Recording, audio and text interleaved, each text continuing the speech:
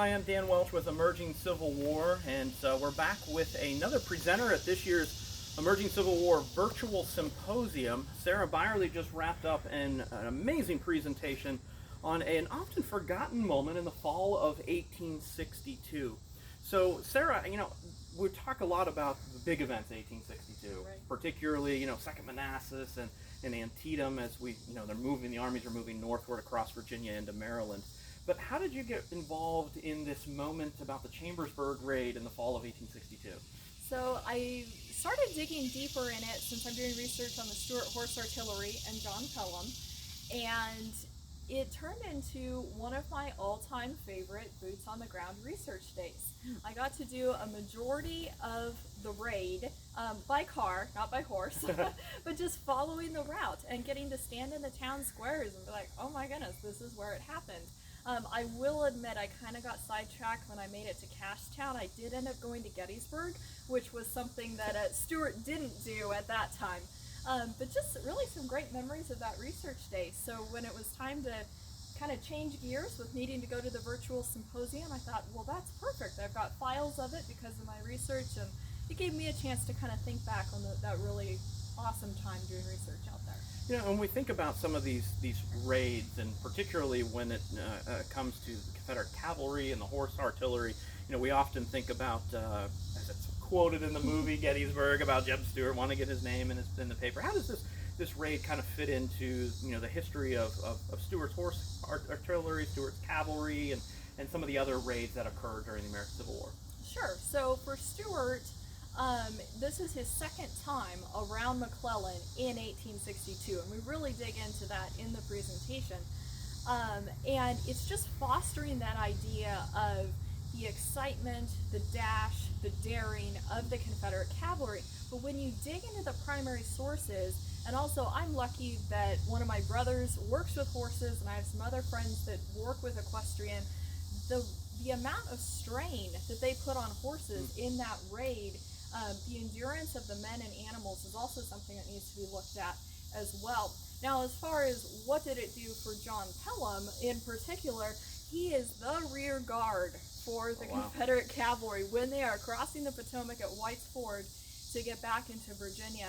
And at one point, toward the very end, he has one gun, and he's down by a lock of the Chesapeake and Ohio Canal, and he's turning that gun. He's moving position all the time. He's drawing heavy, heavy fire and taking it on, and then almost incredibly, he and his crew are able to take that gun back across the river and rejoin the army without losing the artillery piece. Wow. That's a great story, and you told it so well during your presentation that I highly encourage you to watch Sarah's presentation from start to finish, and it's going to have a home on our YouTube channel for quite some time, so you'll have plenty of time to go back and really put that whole story together.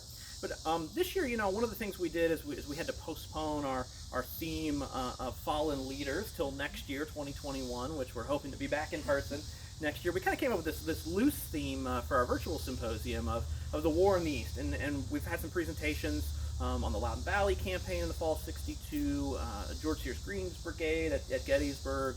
That's Dan's. You don't want to miss that one. Well, thank you. I appreciate that. They're all excellent, but his is really good too. I appreciate that. One of the things that's come out of this broader theme of the war in the East for the virtual symposium is how many of these stories have forgotten aspects to them. And one of those forgotten aspects that I've heard time and time again in the presentations today and some of the interviews are some of these luminaries, these prominent people that have such fascinating stories that we've just not heard from before. As Kevin was talking about the Loudoun Valley campaign in Unison. Well, we all know about George McClellan, but how did McClellan fit into those events after Antietam? What were some of the stories that you really resonated with you, or that you found that although we may know of the participants, we may not know this individual story of their career in the Civil War in this moment? Right.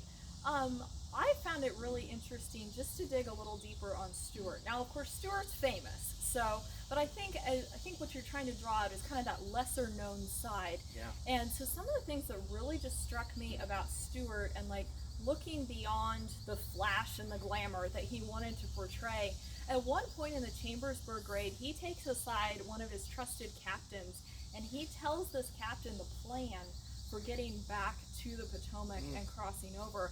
And the reason he did that, Stuart said he was worried that he was going to get captured. And he wanted to make sure that at least one other officer knew the plan for getting this 5-mile-long column of Confederate cavalry back into Virginia.